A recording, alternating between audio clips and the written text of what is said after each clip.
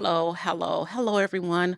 Welcome to the Life Empowered Living Room. My name is Celeste Huffy. I am the host on today, and I am so excited. And I know I say that every episode, but that's because I only bring the best for you.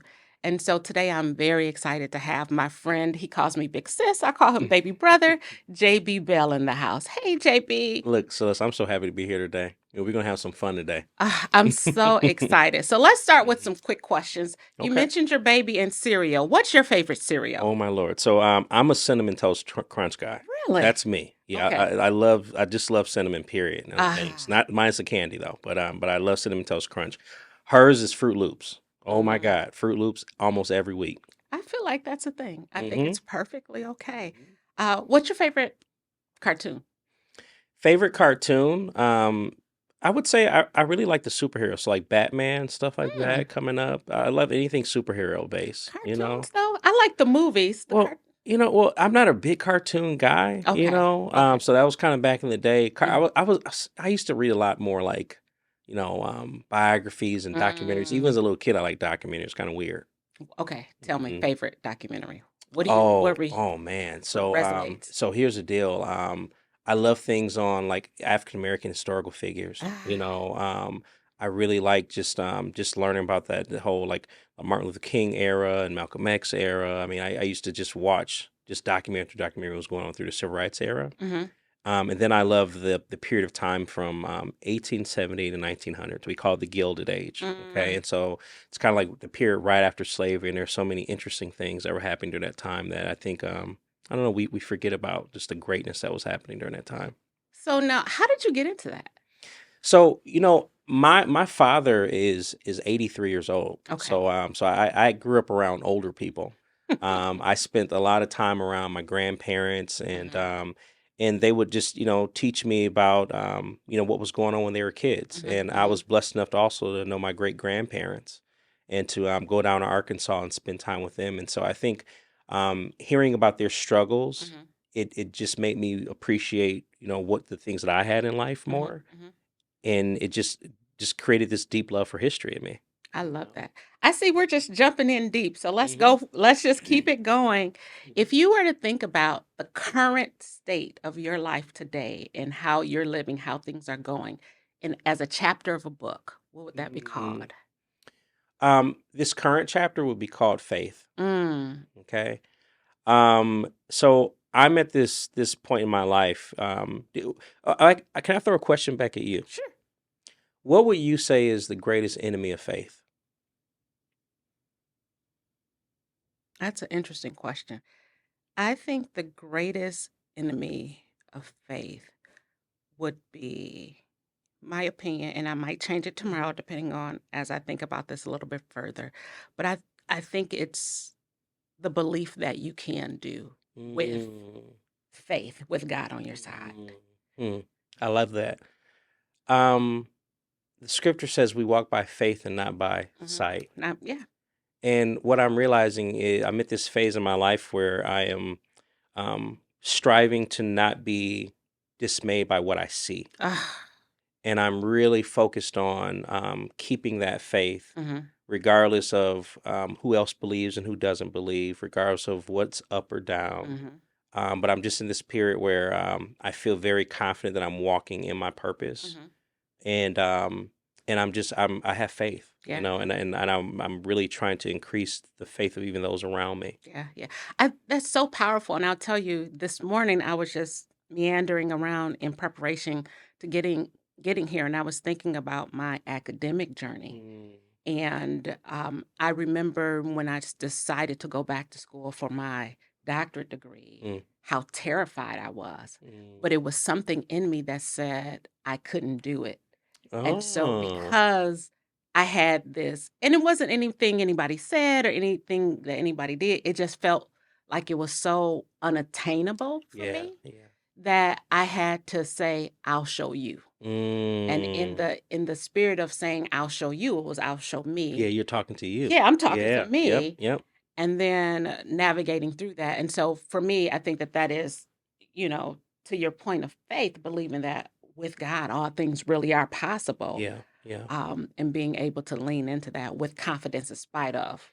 whatever else is going on. Oh yeah, and I think too, just being in leadership roles, people assume that you have it all together, that you don't Mm. have, and I think it's hard for people to realize that no, like we have to work just as hard. This does not come by chance. It's Yeah, come through a lot of late nights and tears and tussling and toiling, and so that's amazing. When I hear you say it, I'm thinking like you, but it's interesting. We all are feeling, as we go. exactly, exactly. Mhm. And I think that it's so important when you because now I'm kind of tying your history together, understanding the history of your father, your ancestors, Mhm. and then where you are today, and then tying in the faith, right? Yeah. How did your childhood impact your today? Oh, my childhood impacted everything. I think everybody spends a lifetime responding to their childhood. Mm, I really do believe that. wow. So for me growing up, my mother and my father, they weren't married, and it was pretty much just me and mom Hmm. initially. And when I hit second grade, my mom married my stepfather, and he was working at Frederick Hospital. He had a really nice role there. We started going to Disney World and Packer games, Hmm. and I thought life would always be that way. But my stepfather was a diabetic, Mm, and the amputation started when I was in about fifth grade. And pretty much from about eighth grade on, he was permanently disabled till he mm, passed away in 2019. So I kind of watched the ups and downs that can hmm. come in life. And it just drilled in me as early as around sixth, seventh grade that no one is going to come save me. I needed to figure out what I was going to do for myself. Hmm. So my rapping skills weren't up to par, so I knew it wasn't going to be that, right? And the way the weight was distributed in my midsection, sports wasn't going to be it That would either. I be. couldn't, so I figured academics was going Hmm. to have to be my thing. And I really kind of just gave myself to my academics. And I'm going to share something with you that I don't really share with many people, okay? Because I love you, okay? And I love you. Um, And wait, before you share, mhm. understand that we're on a podcast. So when you're sharing with me, you're sharing with the world. And I want you to be okay with that. I am, Okay. I am, All because right. this is a freeing moment in that way. So when I was in seventh grade, I was considered one of the cool kids. Mm. Okay. And so the crew that I was running with, we weren't the best academically. We were kind of goofy people. Okay. And there was this young man, his name was Donald, and he took a liking to me, but he wasn't considered one of the cool kids. And Mm. so we would talk when people weren't around, Hmm. and then when my cool friends would come around, Donald would just walk away, Hmm. right? Well, my last year, my last day of seventh grade, Donald walked up to me, Hmm. and I was with my friends, Hmm. and I don't know what I said to him, but I said something negative because I remember the look on his face, and Hmm. as he walked away. And after the summer went by, I started eighth grade. And on the first day, our eighth grade teacher told us that Donald actually had passed away from an aneurysm. Mm. And I it hit me so hard. Like the last thing I ever said to him was negative, and the weight of that depression sent me into a tailwind where I literally attempted to commit suicide. Wow. And in failure of that, I prayed a prayer that I believe changed the trajectory of my life. I literally prayed and I said, God, I just want you to make me into become a good person. It's been 14 years, and this is all I have to show. If you would simply work on me for 14 years from that time, so Hmm. basically I'm 28, Hmm. it'd almost be like me starting life from scratch. Hmm. Hmm. And so, me going through that, that's when I got most improved student, went to high school, got valedictorian. I started Hmm. going through still challenges throughout, but I always would come back to that prayer of saying like, hey, I wasn't a guarantee that I was going to be Hmm. here. And Hmm. I'm just thankful that I am. Yeah. Yeah. Mhm. That is so wild. And so here's the question. When people, I have found when people have, and I'll just call it traumatic experiences, Mhm. they go one way or the other, Yeah. right? They lean into the negativity and they fall and they get stuck there. Yeah. And then other people, they can figure it out and pull themselves up and do something different. What gave you the strength, the wherewithal, the drive to Mhm. pull out of that, to Sure. do something different? That's where faith comes from, in my Okay. opinion.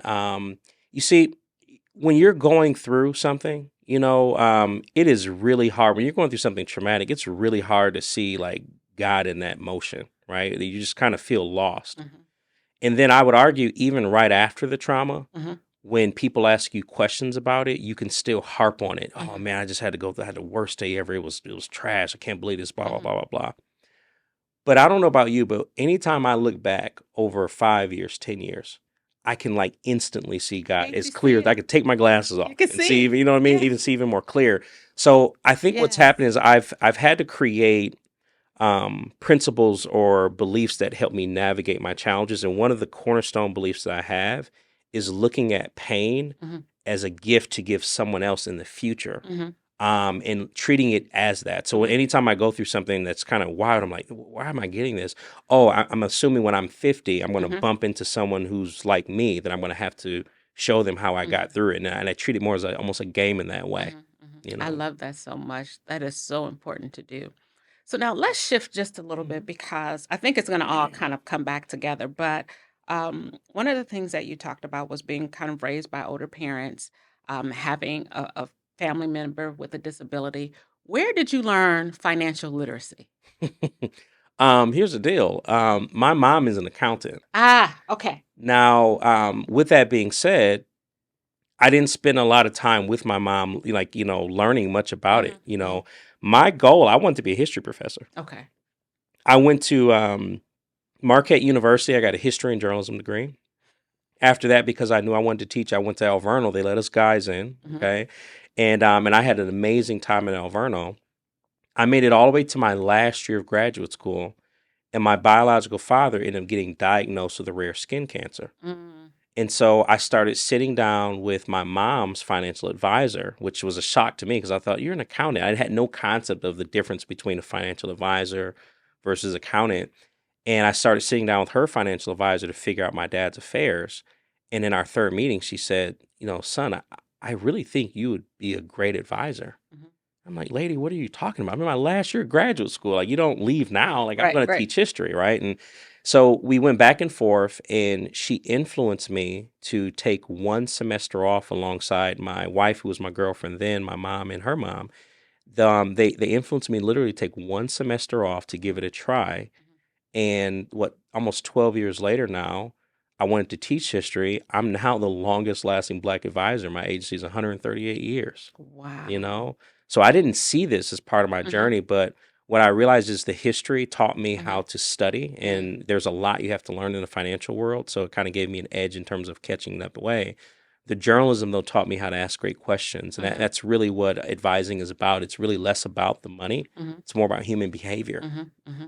I love that. And this takes me back kind of to the question because when I was looking at your bio on your website, it talked about the financial advising tying to the purpose. Mhm. So, how does this work tie to your purpose? Sure, sure. So my purpose in life is fourfold. Okay, number one is to help people create clarity, find Hmm. clarity.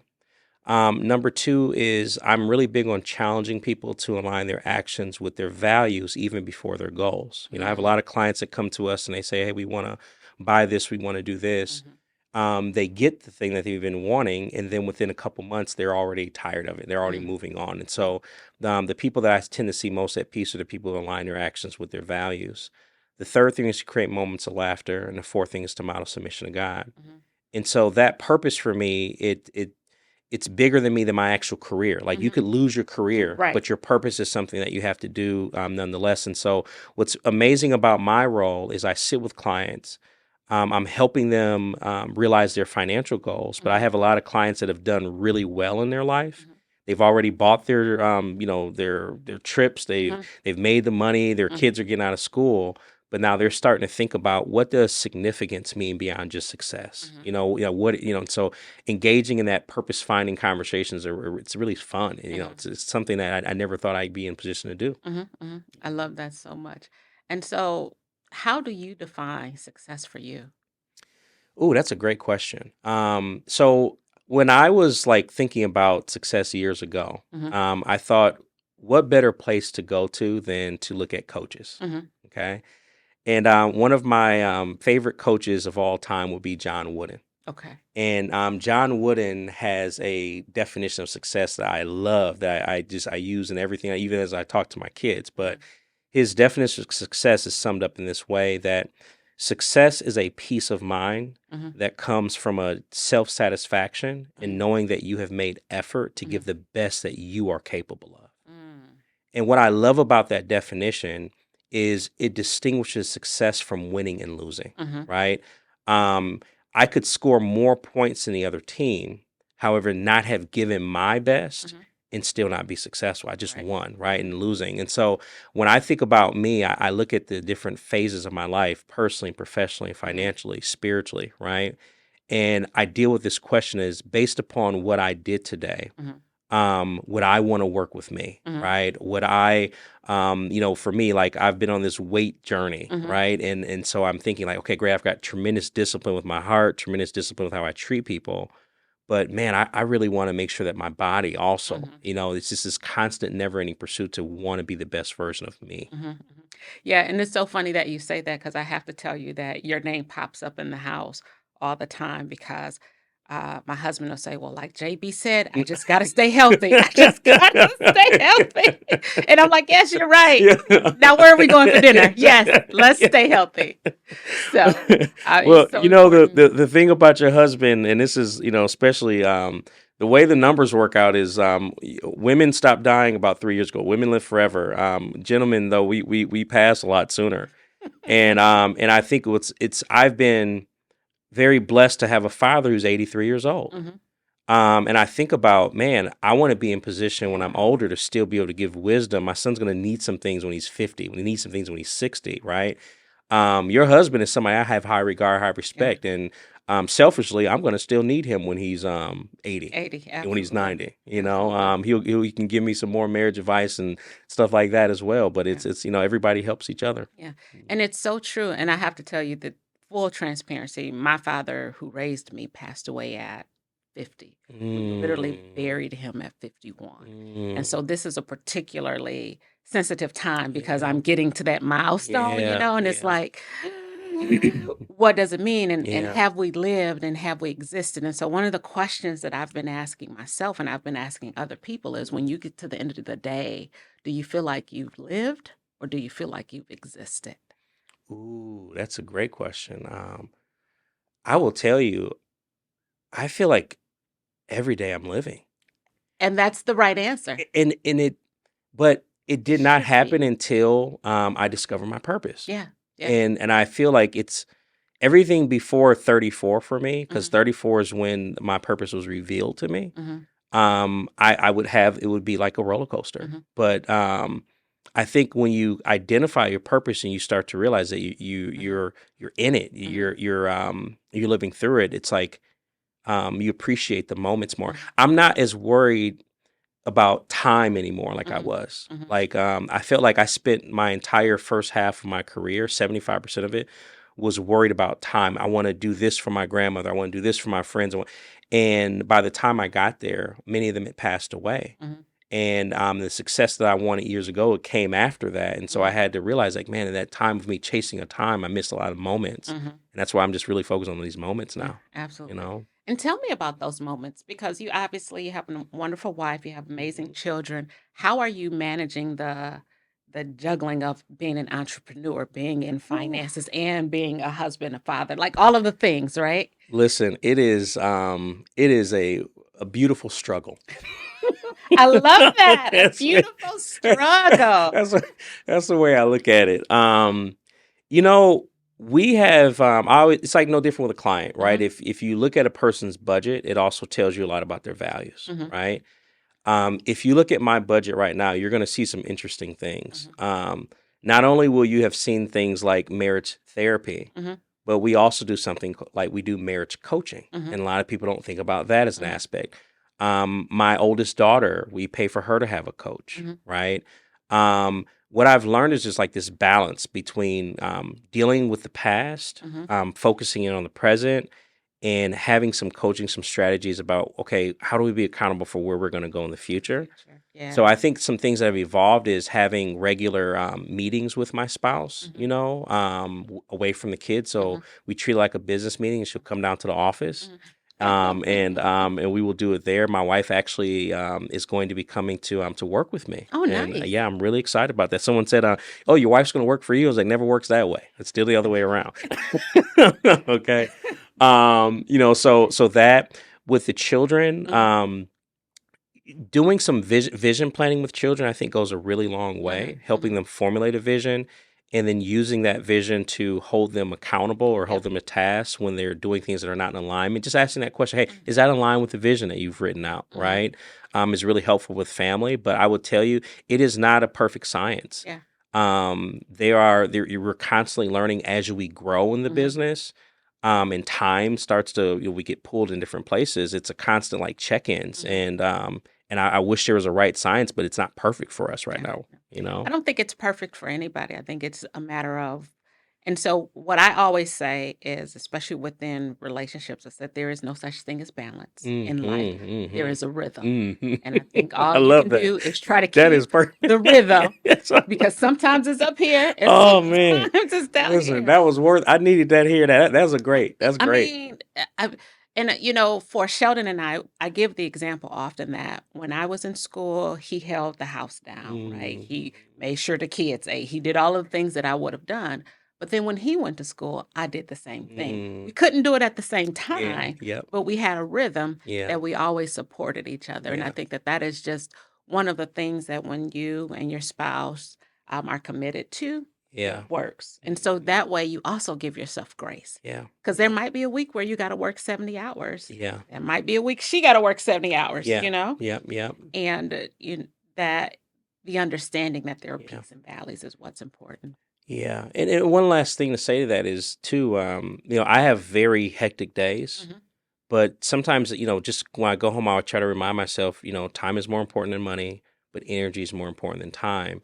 And when I make effort when I go into when I say hello to mhm, just perk up a little bit, mhm. so just giving that little energy deposit sometimes goes a long way. Yep, The kindness goes a long way when yeah, you're busy. yeah, absolutely. Mhm. And that's so important for relationships, and for family. But now let me ask you, what do you do for you? Ooh, this is a great question. So, this last 5 or 6 months or so, I had an unfortunate situation. One of my best friends since eighth grade passed away from colon cancer about two Mhm, years ago, and he was my workout buddy, and I was in really good shape.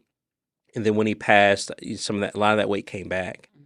And so, one of the things I really love to do is to go to the gym. I love going to the gym. It's like a The healing. physical Oh, going. yes, You have to physically get going, out. get out of Okay. the house, like, Mhm, being there. Me, I'm a socialite, so I gain a lot of friends in there that teach me how to do things even better. mhm, So that's like one of the things that's really important to me. I love playing piano when I get mhm. time. Mm, I play by ear, but I've always wanted to learn how to read music. So that's something that's actually on my docket as I go into mhm, summertime but that's a really peaceful time for me getting mhm, to play instruments.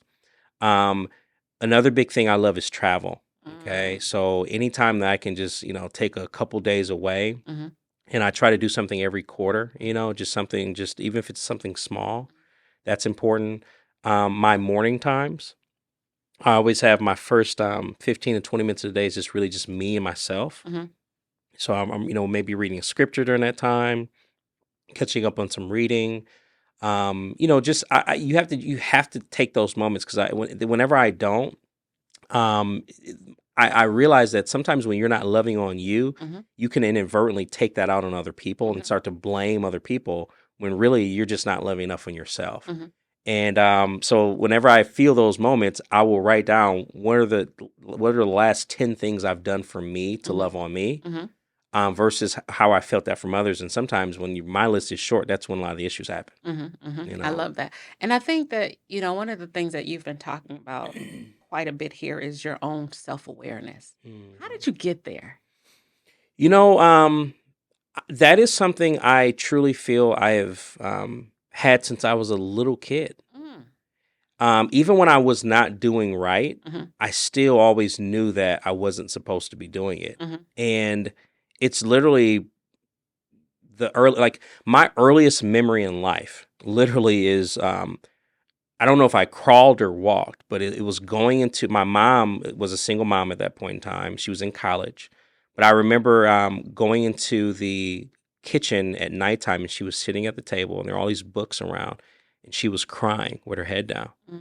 And I walked away feeling I gotta help my mom out. And I remember that early feelings like I gotta make sure she's okay, whatever it may be. And I've always kind of had this thing about like whether it be my older family members or Mhm. friends, like where I've just kind of felt it's part of my role is to help Mhm. people. Mhm. And so it's been something that's been there. If I struggled and fallen, yes, but I've still always felt like I have to come back to that Mhm. that base. Now, does that connect to, and you haven't exclusively defined for me yet, and I haven't asked in terms of your purpose, does that align with your purpose, that helping, that service piece? Or? Yeah, because the piece, remember I talked about challenging others to align their actions with their values, Mhm. helping others find clarity, Mhm. right? Creating moments of laughter, Mhm. and then modeling submission to God. So what I find is, if you ask anybody in my family or around me, Mhm. I'm always trying to look for ways to make them laugh and Mhm. smile, just Mhm. to Mhm. get a little bit of release from the tension that they go through. Mhm. Um, my faith is important to me. Mhm. So they will often hear me say, "Hey, have you thought about what God says about this? I understand Mhm. what you want to do." So I feel like everything is still subtle nudges that comes Mhm. back to that. I didn't have that clarity when I was a kid to put it all together as one set. Mhm. But it all has been, I've been at most peace in my life when I am operating in that purpose. Mhm. Mhm. In those four. So I love that. One of the ways that I define purpose, and I will say, I believe that we all have the same purpose, which is to serve. Mm-hmm. Now, Mm-hmm. how that is played out is Yep. where it looks a little bit different Mm-hmm. for everyone. And so, my question for you is, how did you know that your purpose was to shift into financial literacy Sure. versus Great question. doing the historical work and training and helping educate, um, people about that? Sure. How did you figure that out? So remember, history was going to be what I was going to ultimately teach, Right. right? And a lot of the great Black historians in their lectures would still say things like, "Hey, the history is done. We've rewritten the Mm, books. Everything is out here. We can teach, but we do at some point in time need people to go into economics." mhm, And I remember like hearing that, but thinking, "Oh, they're talking about someone else," because I'm one of the teacher people, right? So when I'm sitting in this room and this woman is talking about my father's financial affairs, and here I am in graduate school, mhm, not even knowing what an actual stock was, what a 401k was, I felt very much so like an intelligent fool. mhm. And so I think the challenge of like, wait a minute, like if you can learn these financial concepts Yes. and you can apply your the metaphors, Mhm, the education, the mhm, storytelling mhm, to this field, it can mhm, change how we show up. And I kind of looked at it as I just wanted to make things a little bit easier for people to grasp that mhm, maybe would struggle with it. mhm. You know what? I have to tell you my pet peeve. Hmm. I feel like in today's times, and this will be interesting because I'm an entrepreneur, you're an Hmm. entrepreneur, but I feel like in today's times that entrepreneurship is a fad. And I feel like Hmm. everybody wants to do it. And I love that. But I'm also like, you know what? I wanted a black doctor and I couldn't find one because Yep, nobody yep, wants to yep, go to yep, yep, school. yep. So I had like this whole internal tension bout within myself because I'm like, everybody, I love it, but everybody can't Oh flip no. properties. I Yeah, need somebody yeah, to be able to talk to my grandmother. I yeah, need somebody that understands our culture yeah. who needs the support. And Hmm. so I'm so glad you said that. But with that, being an Hmm. entrepreneur, how do you get people to see that everything isn't for everybody? Everybody isn't going to be an entrepreneur. We need somebody to go through a 4 year, 6 year Oh, program. we definitely do. And so what I do, I have the benefit now. Hmm. When I first started off in the business and I was learning, Hmm. I had a bunch of information I was really excited to share. Hmm. Then people started to execute or move on some of the things that we suggested, and I felt like then it became I want to share with them some knowledge. Hmm. Okay, you speed ahead 12 years later, sat down with over 2,000 people. I'm serving clients in 19 states. Um, Humbly, I say this is now wisdom now. Mhm, mhm, So I feel like I have the ability to say things to people mhm, because it's coming from an examined life and mhm. from someone who's actually sat with them as opposed to just theory at that point in Right, time, right. right? And so I think number one, they kind of perk up and listen in a different way. And I Mhm, tell them there's when you think about home run money, mhm, right? Um, there are really three primary ways you can go about attaining like home run money. mhm, We only talk about the first two: mhm, running your own business, being an entrepreneur. mhm, We also talk about being going in real estate. mhm, Okay. But the thing that we forget about is what does it mean to be a highly compensated employee, mhm, right? I have a lot of clients that are making 500,000, 650, a million, 1.5, like and beyond, right. that are doing so that has found a meaningful skill that is specialized and technical that commands a high income. Mhm. And it bothers me. It almost floors me that we would denigrate or downgrade, employees when you can't build anything without a great team. Absolutely. So I think it's just, more of a respect thing. Like, and then two, um, running a business is, it's a very, it asks something of you more than what I think people will ever understand. And we're not talking about a business that's a hobby for you. Mhm, We're talking about a business that's going to be paying a salary mhm, and health benefits and everything else for other human beings. mhm, That requires a lot. mhm, And I look at it no different than if you were like a pastor and you mhm, didn't have good integrity. In my opinion, that would start to seep into your ministry. mhm. The same way I feel about us as business owners. If we don't move with integrity, if we don't manage our finances well, all these different things, right? Absolutely. If we're not practicing what we're preaching, that will seep into your business and you Absolutely. become a problem yourself. Absolutely. Mhm. And the last piece to that, and you actually did a post probably a few years ago that I saw it. I was like, yes, is the fact that as entrepreneurs, we need the businesses. Oh man. Those are our Yes, clients. they are. So They are we wholeheartedly. can't disregard them. That's why Yeah. we can do what Mhm. we do. Mhm. Mhm. So, we really, Mhm. we really need it all. And it's just important that we don't Mhm. lose sight of that. Yeah, and it's just as an entrepreneurs, like what I've always appreciated about every single person that has worked with us throughout the years. Um, I feel like they've really valued the fact that we've shared with them the full vision, and Hmm. we've asked them to for ways that they can see themselves, growing with that vision. Like I Hmm. love hearing from our team, like, hey, what are things that are most important to you personally? Hmm. So I think even as entrepreneurs, we can get our team members to Hmm. feel more valued and connected by incorporating in some of those vision planning conversations. It goes a long way. I love that so much. So now tell me, you're providing wisdom, you're providing insight, information, knowledge. Who do you lean on? Oh, that's a good question. So I look at it as a board of directors. Hmm. Okay. And I have people in different spots for different reasons. That's so important to do. Okay. So I have people I go to for health. Hmm. Okay. The biggest one will be my cousin out in South Carolina. His name is Michael Hunter. And just a brilliant. I've never had anybody. He's literally been coaching me. He lives all the way in South Carolina, but he'll send me videos. He'll check in on me. He just checked on me before today and let me know I gotta step my game up here for the next phase. But I appreciate the level of accountability he gives me from a health perspective. I'll share with you a recent story. My godfather. So my high school teacher, my primary high school teacher. He's almost like a godfather to me. Hmm. And when I went to college, he would often send me text messages with just different wisdom to get Hmm. me through the day. It was really helpful during that time. Well, you speed ahead, I'm 37 now. Hmm. And about, 3 or 4 months ago, I Hmm. reached back out to him. I said, hey, I said, his name is Dart. I said, hey, Dart, I really appreciate it when you used to send me those messages and stuff like that. Hey, never hesitate if you want to send Hmm. me any more, right? Hmm. He's been text messaging me almost every day.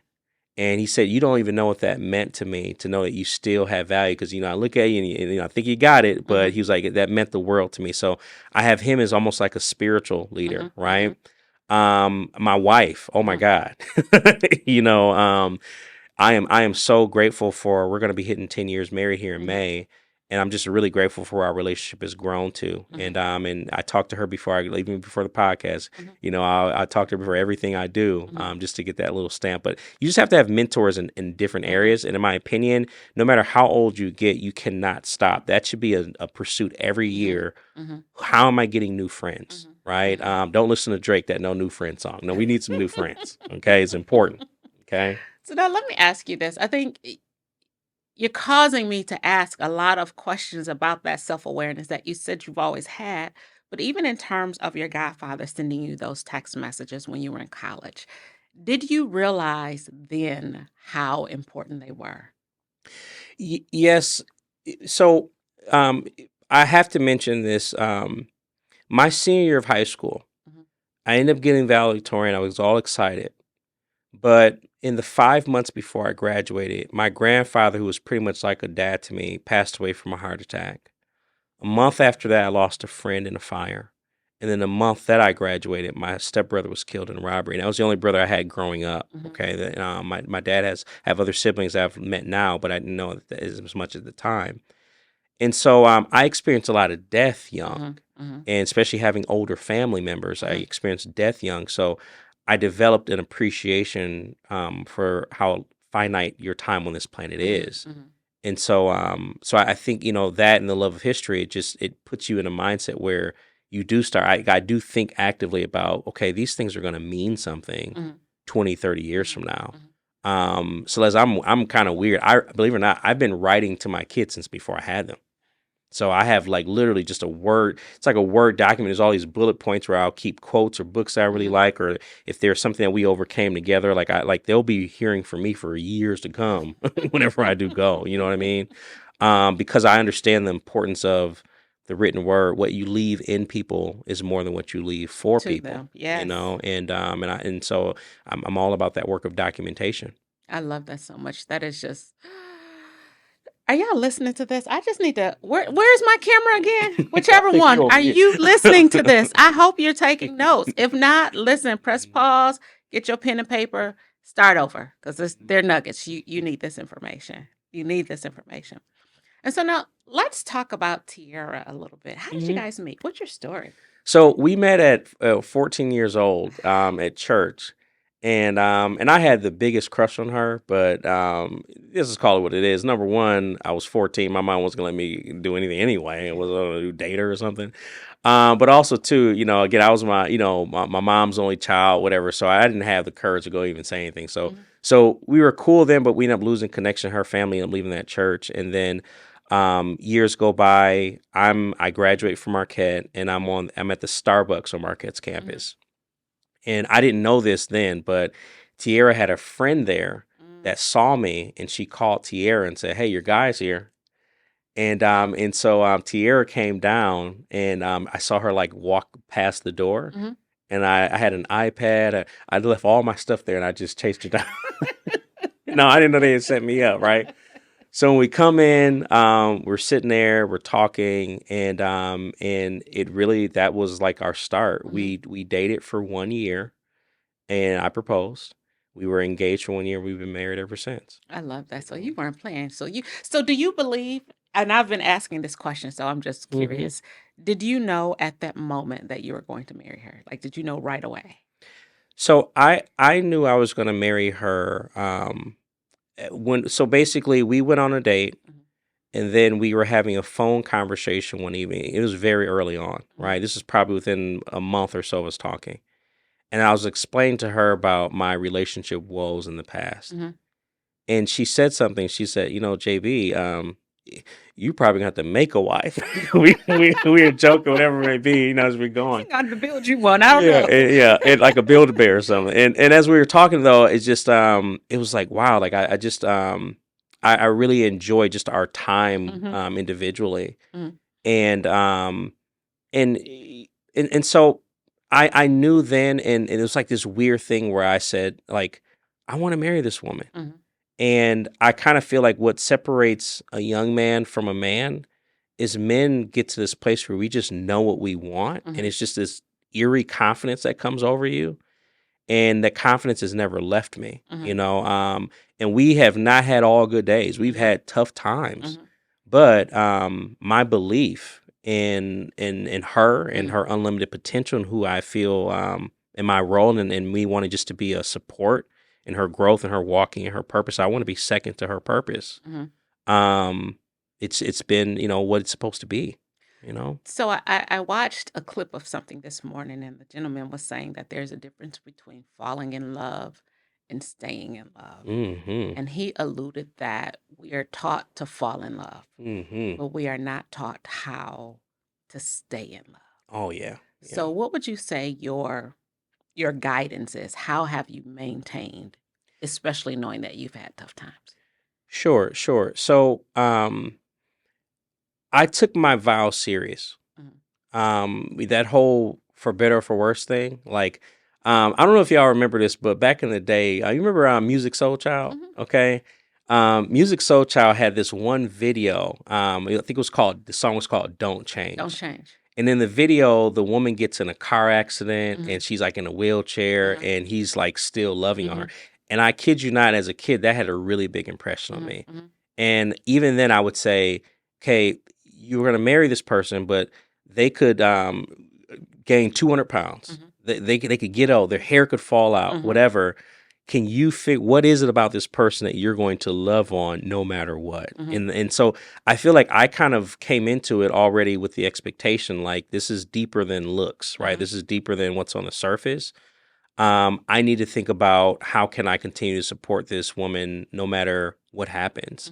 And it's more of a commitment. And so I feel like with that, I have a responsibility to not to fight for the flame, right? Like when you watch the people in the Olympics, like you can see they go through rain, but you gotta, there's struggle that has to go on, but that struggle is important. And also too, I want to be able to, in my opinion, unconditional love is something you experience rarely, and it's a beautiful thing to receive. And I like being in position to give that. She goes to bed at night knowing that I'm coming home. I'm going. So I want to model that also for our children. Yeah, I love that. And let me tell you something funny. Quirky. Sheldon and I got married at 18. At 28, we renewed our vows. So that was at our 10th year. And I walked down the aisle to love, as long as your love doesn't Are you change, serious? by Music Soul Wow. Child. Absolutely. Oh So man. that was it. Wow, that's a great that song had a just profound impact on me. Absolutely. Listen, I am having such a great time with you, but there are two things that I want to talk about before we wrap up. The first thing is we've alluded to your faith, but I really want you to talk a little bit more about your faith and how it's weaved into literally everything that you do. Did you ever have to, in my corporate experience, and I'm obviously a little older, but there was really a time where there had to be a clear separation between your faith at work and work. Did you have that experience, or how did you navigate, and what are you doing now? Oh yeah. So the good news is that is the best thing about working for yourself. That Okay. I am at peace with the fact that everybody is not going to work best with me, and I'm fine with that. But also, I would say I live my life off of the belief that the best time to answer a question is when someone is humble enough to ask one. Okay, and so I don't necessarily come in anyone guns a-blazing. That includes the financial planning aspects, right? I'm just there when people ask me questions and to give them, hey, what has worked for me, but it's never in attempts to try to coerce or it's just it's just not going to happen in any facet. Right. So I think I've always had a freedom. I've never felt a fear. Because I'd rather I can't do anything without that faith for me. So at the end of the day, I've felt very at peace with just leading by that. I think it's probably as I've gotten older, I've become a little bit more emboldened, so to speak, because I think that, you still have to stand on certain things, okay, and so my fear's gone down, right? But it's I've never had to tussle and toy because I was only in corporate for about maybe all of I worked with Sony for about 4 months before I came to Northwestern Mutual. Oh, wow. Okay. Hmm. Okay. So I love that so much. And then with that, though, especially being the longest, Hmm. how did you frame it? I think the Yeah, longest so I'm the longest black advisor in my agency. in So your you have agency. history. Yeah. Okay. Mhm. And so what have you learned? Oh man, I've learned so much. Ooh, I could probably give you about 3-4 hours on that. But some quick highlights. Hmm. Number one, you want to remember I was going to teach African history and Right. and African American history, but I wanted to teach about a time before slavery. Mhm. So when I came into the office, just quite frankly with you, um, at that point in time, I had never had a white friend Mm. ever. And I don't know if it wasn't like me like trying not to. It's just it never really happened. Mhm. And I had a few white advisors that took a liking to me very early on that have literally become like family to me. One of them just retired. I actually did his retirement speech after Mhm. 46 years, who just took me under his wing.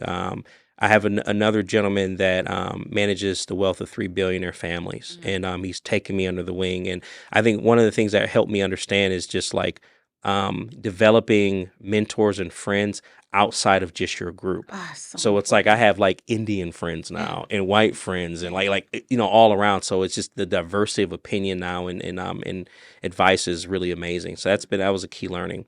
The second thing is that I don't have to fight every battle. Mhm. Okay. And I had a situation when I was about 3 or 4 years in the business where one of my clients was talking to my mentors. We had like this little lunch together. And in the middle of the conversation, he turns to me and he says, JB, I want you to know that you are an amazing advisor. You're an amazing person. And I want you to know if the only thing that you want to focus on for the rest of your life was to simply be a great friend to the people you have and be a good father and good husband, that you will be enough. You Mhm. don't have to feel you have to fight every battle. But if you just focus on that, I want you to know that it'll be okay. Yeah. And he went back to talk to my mentor. Yeah. Says I got up, I went to the bathroom, You I got cracked to, a tear. And yes. I don't know, and to this day, like I was like, why did you say that to me? Where He are was these like, people for me? he was like, I don't even know why I said it. I just felt the need to say that to you at this point. And I'm like, and it was just such a release at that point in time because we're always going to have these tussling toys. I think life is about Yes. picking a side, right? Mhm. Like I've chosen that I want to be on an optimist, a positive side. And that's enough. That's Mhm. sufficient in itself. Mhm. Even if I never get rid of all the evil that's in the world, Right. I'm at peace with knowing that I'm on that side and that will be. Cards And will fall. listen, a conscious decision, Hmm. a very conscious. And so, Hmm. knowing everything that you know now, Yep. experiencing everything that you've experienced Hmm. to this date, what would you tell the next generation? Sure. And I'll try to do this personally, professionally, and financially. Come on. Okay.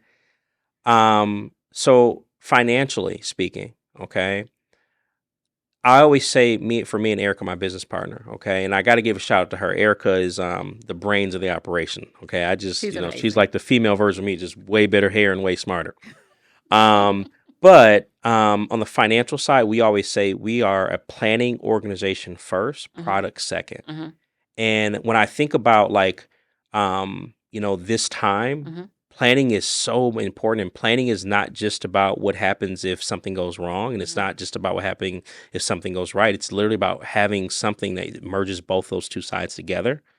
And so, from the financial side, I would encourage everyone, if they have not done so, to do the work of working with advisors that create written plans. That's Hmm. really what we're most passionate about before Hmm. anything else, and the products will come after.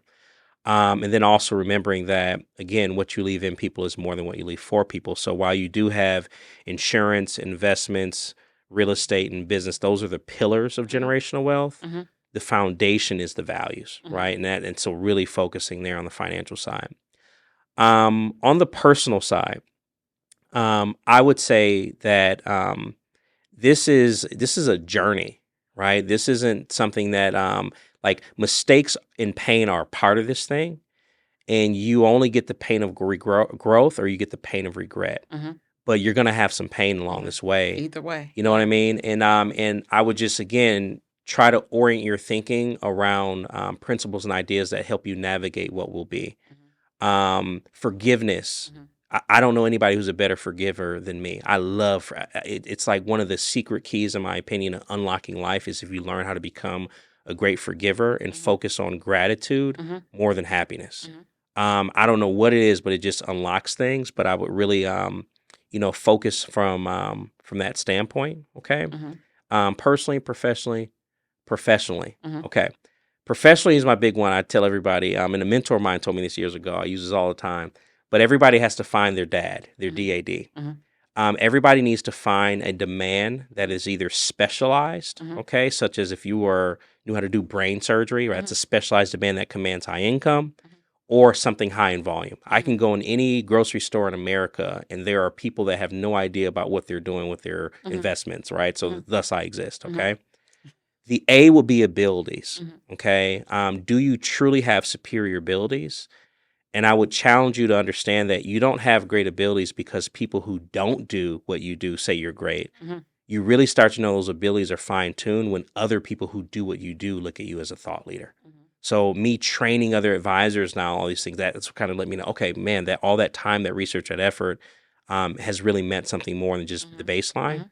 And then the last D is, what are you doing to be difficult to replace? Mm. There are things that you have to do beyond the products that you render. I am convinced that the clients that we are blessed to serve Mhm. are not with us just because they want some insurance and investments. I think they know there's a deeper values working from here. We're going to Mhm. talk about Mhm. leadership. We're going to live Mhm. leadership. Mhm. We're going to partner. We're going to want to learn from them too and Mhm. hear Mhm. about who they, have Mhm. what they have going on in their lives. What can we learn? And that's the advice that I would give. Mhm. So, thinking forward, orienting into the future, what I heard was amazing things. But if you were to fast forward to 100 years from now, Mm. what would folks say your legacy would have been? What did you leave? Ah, And be specific. I yeah, know yeah, it's yeah. it's what you left in Yeah. them, not for them. But what does that look like? When it's all said and done, the things that, and this is a growing question for me because I Mm. think about this all the time. Literally, I think about this every day. I want to leave writings back. That is Mm. something that's important. I want to leave back, like, just not only my story, Mhm. but I want to leave some principles back Mhm. um, that help not only my family but Mhm. anyone else who would want to read. Have so there will be a writing component for what I want to leave legacy wise. Mhm. Secondly, I want to change my industry in terms of Mhm. financial advising. I am at a very unique place with my clients where, because of the insurances, I tend to know about health stuff that their doctor knows. Mhm. Because of the investment planning, we tend to know things their accountant knows. And because we do planning, we tend to know things that they tell their spouse or a spiritual leader. Mhm. And we can be sued like all of them, right, Mhm. for leaking their information. And so that's a very unique spot.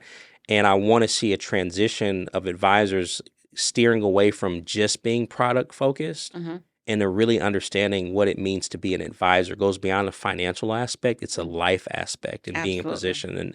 And so I want to be able to know that there. I've been blessed to have this now, where I get really kind letters from advisors I've been able to mentor over the Mhm. years. But I really want to help our profession Mhm. see it as a profession, not as a sales job. Mhm. Okay.